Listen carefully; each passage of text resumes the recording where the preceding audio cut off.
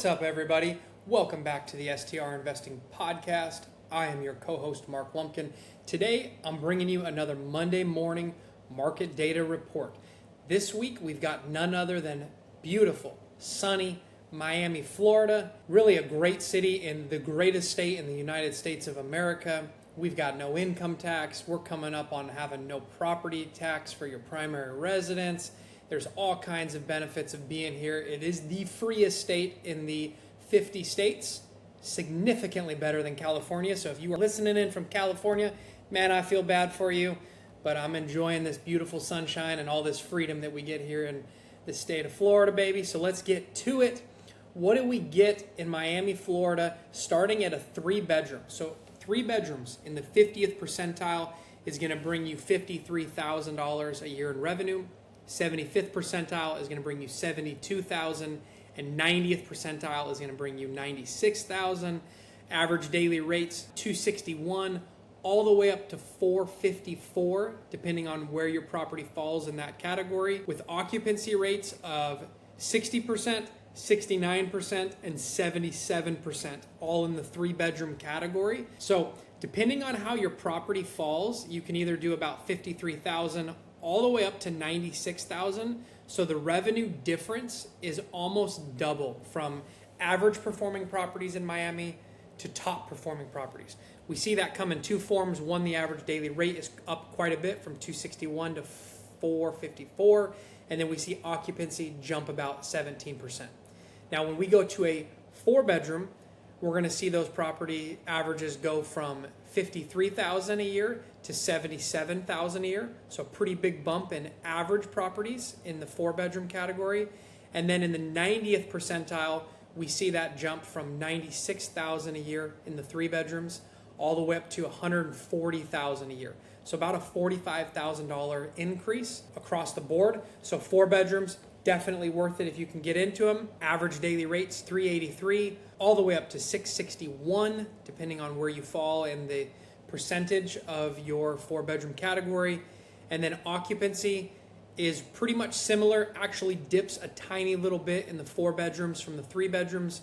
We're at 58%, 67%, and 75%. So we're down a couple percent on occupancy from 4 bedrooms. When we went from 3 to 4, we lose a little occupancy, but our nightly rate goes up quite a bit, and the average revenue goes up about $45,000 from 3 to 4 bedrooms. So it's a big jump here.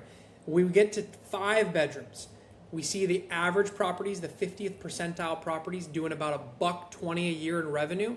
So that's a $50,000 increase almost from a $45,000 increase from 4 bedrooms to 5 bedrooms. 90th percentile, we see them doing upwards of $215,000 a year in revenue, which is crazy. There's huge revenue potentials there in the 5 bedrooms, with average daily rates going from $563 all the way up to $1,133, and occupancy staying very similar from 3 to 4 to 5 bedrooms. 5-bedroom occupancy is about 59% in the average, up to about 74% in the top performers. So that bump from 3 to 4 to 5 is about the same from that 3 to 4 and 4 to 5, about 50 grand a year, 45, 50 grand a year. So if you've got a 5-bedroom, you could be earning about 100 grand more than a 3-bedroom, which is pretty crazy to think about. 6 bedrooms, the big houses, this is crazy. They average about $190,000 a year in revenue. Obviously, those are much more expensive properties, much larger, more luxurious properties. Probably getting out of the condo category. Once we get into those 6 bedrooms, we're probably losing a lot of condos and townhouses and getting to single-family residences. And then in the 90th percentile, those top earners in Miami are earning close to $400,000, $365,000 on average a year. Those are going to be those luxurious high-end properties. Average daily rate in the 50th percentile for 6 bedrooms is $931, and in the 90th percentile for 6+ bedrooms is $1,750. So a huge jump in revenue when you get into those larger, more luxurious properties. However, the occupancy stays very consistent all the way across the board. We see the average 50th percentile 6+ bedrooms doing about 57% in revenue, And those top performers in the 6+ bedrooms are doing about 76% in occupancy over the year. So occupancy all the way through 3, 4, 5, 6+ bedrooms is about the same, anywhere from 60 to 75. Nightly rate jumps pretty significantly as we get into larger houses, and average revenue earned is pretty drastic from the 3 to the 4 to the 5 to the 6+, with huge jumps coming in each category.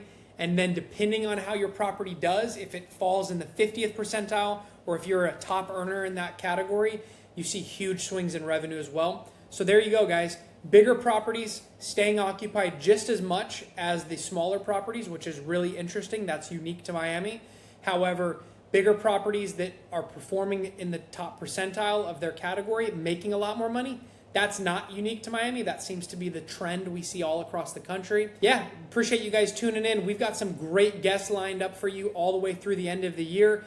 Everybody have a Merry Christmas, Happy Holiday Season. We appreciate you tuning in. We're happy to have you part of our community. And please make sure to like, share, subscribe. We'll catch you guys this Friday for a guest, and we'll catch you next Monday for another Monday Market Data Report.